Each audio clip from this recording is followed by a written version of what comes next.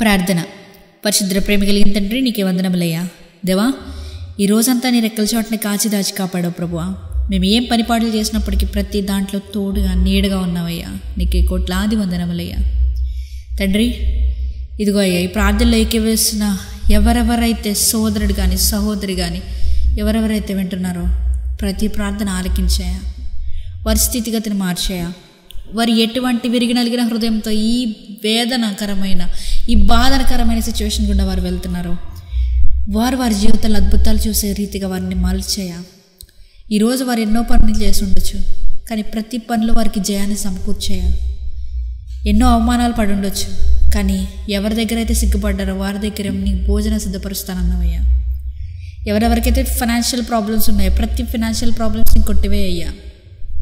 తండ్రి, ప్రతిరోజు మమ్మల్ని నూతనపరచు ప్రభువా. ఈరోజు మేము చేయకూడని కార్యాలు మేము ఏదైనా చేసి ఉంటే మమ్మల్ని క్షమించేయ. అది మా జీవితంలో ఇంకొకసారి చేయకుండా సహాయం చేయమని ఈరోజు అంతటిని దీవించినందుకే నీకే వందనములు దేవా. ఈ రాత్రికాలపు సమయంలో మేము పండుకొని ఉండగా ఎటువంటి రకమైన చీకటి శక్తుల ప్రభావాలు మా మీద అంటకుండా నీవే కాచి దాచి కాపాడమని నజరేయుడైన యేసుక్రీస్తు నామములో అడిగి వేడుకొచ్చిన మా పరలోకపు తండ్రి, ఆమేన్.